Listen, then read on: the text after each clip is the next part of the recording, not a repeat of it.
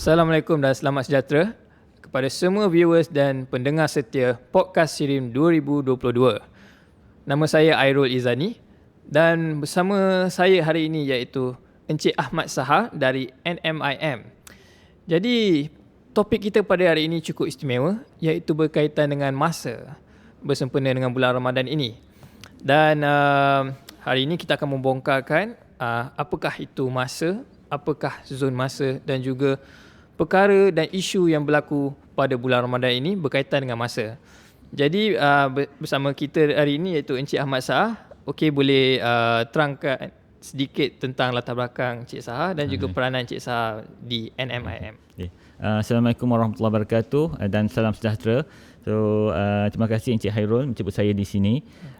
Saya Ahmad Sahar bin Omar, Senior Meteorologist di Makmal Masa dan Frekuensi di NMIM. Okay, secara umumnya tugas saya adalah untuk memastikan bahawa standard masa dan frekuensi di Malaysia ini seragam dengan standard di antarabangsa dan kemudiannya untuk memastikan bahawa standard di Malaysia ini disebarkan kepada public dan juga industri.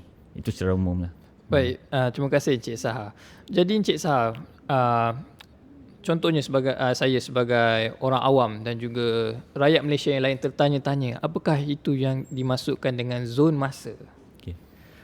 Zon masa. Okay, sebelum saya menjawab tu, kita tengok dulu bumi kita. Okay, bumi kita Sephra. Okay, kalau kita tengok 360 360 degree kan. So kalau satu pusingan bersama dengan 24 jam. 24 jam, okay. Ya, baik. So di dalam bumi ni dia panggil longitude, garisan bujur. Garisan bujur. Jadi kalau kita bahagikan 24 jam tu bahagi dengan 360 degree, jadi maksudnya 1 jam tu samaan dengan 15 degree ke 15 degree lah. Tujuannya adalah time zone ni adalah untuk tujuannya adalah untuk supaya setiap pada tempat tersebut dia ada serasian untuk pagi, petang, malam dan sebagainya. Baik, contohnya baik. Di Malaysia ni Malaysia ni berada di antara 100 hingga ke 120 ke timur. Ke timur. Ke timur. Tapi dalam since 1981 kerajaan telah menetapkan bahawa Malaysia ni ditetapkan time zone-nya pada 120. Mana seragamlah ada Semenanjung dan Sabah dan Sarawak. Jadi kita kena bila 120 ke timur kan saya cakap tadi kan 15 degree tu 1 jam, jadi kena tambah dengan 8 jam daripada longitude 0 degree lah. Okey, jadi kita pergi spesifik kepada bulan Ramadan. Sedia maklum kita sekarang berada pada bulan Ramadan dan terdapat banyak isu dari segi kita berbuka puasa awal. Sebagai contoh di Sabah tempoh hari 4 minit awal. Jadi soalan saya, kenapa kita berada dalam satu negara tetapi zon waktu itu berbeza? Contohnya di Sabah berbuka awal tetapi di Semenanjung waktu dia tu agak sama, dia tak ada gap. Jadi mengapa boleh terjadi keadaan sebegitu?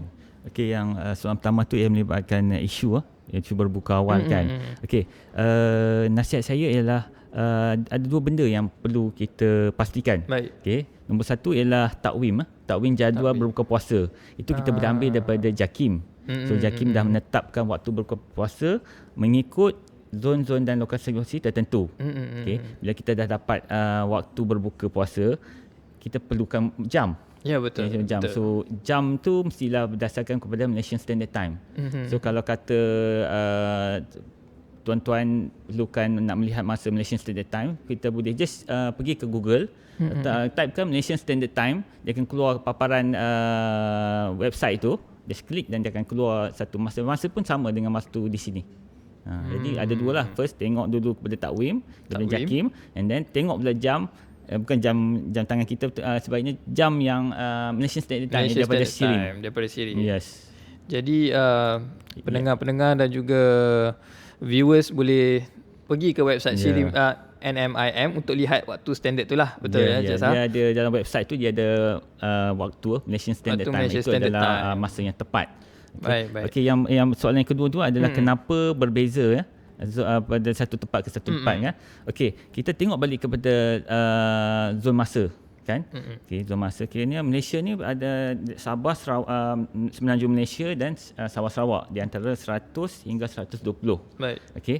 Kalau kita tengok contoh Langkawi. Okey, Langkawi dia paling hujung lah sebelah kiri. Paling hujung, ya, betul. Lepas tu kita tengok pula paling hujung di Sabah. Kan. Okey, yang tadi saya ada cakap tu kan, longitude kan. Longitude je. So longitude tu 1 jam tu bersamaan dengan 15 degree ya. 15 degree. Bila kita ke timur tu, sebab apa bumi ni berputar ke timur. Ke timur kan, ke timur. Jadi orang timur ni, sebelah timur tu dia akan nampak matahari lebih awal. Baik. Lebih awal. Maksudnya mereka ni akan lihat matahari tu lebih awal lah, masa matahari terbit dan tenggelam sebagainya lah. Contoh kalau berbuka puasa, kita tengok apa definisi berbuka puasa kan. Waktu berbuka puasa ialah waktu bila sepenuh badan matahari tu tenggelam ataupun tenggelam sepenuhnya di ufuk timur, di ufuk barat. Di ufuk barat. Jadi bila dia bergerak daripada ke timur tu, jadi orang-orang yang ke timur, yang lebih timur itu Sabah Sarawak, dia akan tengok, dia akan nampak matahari terbenam dulu. Bila dia terbenam, maksudnya secara umumnya dia akan masuk lebih awal lah. Lepas tu kalau kita berkait pula dengan longitude pula, kan, sebab kalau tengok kat peta, lebih kurang antara Semenanjung Malaysia dengan Sabah Sarawak ni lebih kurang 15 degree ya. 15 degree, baik. So yang cakap tadi kan 15 degree itu 1 jam. Lebih kurang lah. Tapi sebenarnya kalau ikut itu saya punya komen dari segi secara umum. Tapi calculation yang menentukan waktu berbuka puasa tu ditentukan oleh pihak berautoriti lah, yang memerlukan ilmu falak. Sebab dia ada faktor-faktor dari segi longitude, latitude, ketinggian, dan juga pergerakan matahari, dan barulah dapat ketepatan yang waktu yang dalam takwim tu. Baik. Okey, baik Cik Saha. Kita dah bercerita berkenaan dengan mengapa waktu berbuka tu berbeza di setiap zon daerah dan negeri. Dan Cik Saha ada beritahu kita tadi berkenaan dengan ilmu falak. Boleh terangkan berkenaan dengan ilmu falak tu secara umumnya kepada pendengar kita pada hari ini? Apakah yang dimasukkan dengan ilmu falak secara ringkas? Secara ilmu falak ni adalah berdasarkan kepada pergerakan bumi, kedudukan satu tempat, pergerakan matahari dan juga bulan dan bintang. Tapi nak dikaitkan dengan masa ni, mereka gunakan, bila kita tengok balik pada apa tu definisi untuk waktu solat Zuhur, subuh dan juga maghrib contohnya, dia bergantung kepada kedudukan matahari tersebut. Jadi sebab itulah waktu berbuka puasa dan waktu solat tu di dalam ilmu falak. Sebab dia melihat macam mana matahari pada ketika bila matahari itu terbenam, matahari itu terbit kan. Itu kiranya ilmu yang berkaitan kepada pergerakan astronomi lah secara umumnya. Dan juga ilmu falak lah. Ya, ilmu falak. Saya nak tahu, dan juga pendengar dan viewers di luar sana juga ingin tahu, ilmu falak ni di bawah NMIM ataupun di bawah JAKIM. Jadi macam mana tu kita nak tentukan sama ada NMIM yang menyediakan waktu standard kepada JAKIM, kita nak tahu rujukan tu dari mana, dan juga ataupun JAKIM yang memang memahiri dari segi ilmu falak ni. Setahu saya JAKIM ni pun dia ada ada bahagian-bahagian dia lah. Dan juga pejabat mufti pun ada dia punya bahagian falak. Okey, jadi setahu saya contoh kalau untuk pengiraan ataupun penentuan waktu solat, dia mesti JAKIM yang bukan, maksud saya JAKIM akan mengeluarkan dia punya guideline. Dan juga guideline, dan juga manakala pejabat mufti ni yang membuat kiraan tersebut. Jadi dia ada satu kerjasama lah antara JAKIM dengan pihak berautoriti lah, antara JAKIM dan juga pejabat mufti. Pejabat mufti lah untuk menentukan waktu solat yang berkaitan dengan agama lah. Baik. Dan menggunakan ilmu falak tu untuk menentukan waktu-waktu tersebut. Lah. Baik Cik Saha, kita imbas balik zaman kecil-kecil dulu kan. Kita dulu selalu berangan dari kecil kita nak bersahur di Semenanjung dan juga ingin berbuka di Sabah Sarawak. Adakah masa kecil dulu Cik Saha pun rasa macam tu juga? Sebab kita nak rasa macam gap tu sekejap. Yalah. Semestinya lah. Semestinya. Yalah. Baik, kita nak ucapkan terima kasih kepada Encik Saha, pakar masa kita di NMIM. Dan banyak kita dapat peroleh maklumat dan informasi yang sangat bermakna buat kita sebagai rakyat Malaysia, ya Encik Saha.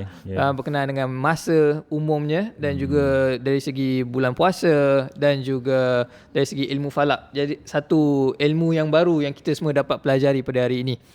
Dan pada viewers dan pendengar di luar sana, jika anda ingin melihat waktu standard Malaysia ataupun tak tahu waktu sekarang ni macam mana, nak rujukan tu di mana, anda boleh rujuk link di bawah ini iaitu www.mstsirim.my ataupun kalau susah sangat boleh je Google iaitu Malaysia Standard Time, memang akan keluar link kat situ.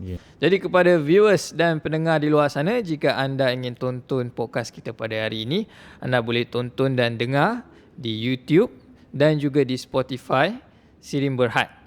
Okey, dan juga jangan lupa untuk share, like dan subscribe social media kita iaitu Sirim Berhad, dan anda juga boleh cari social media NMIM di Facebook, dan ada lagi channel lain selain Facebook? Saya dah.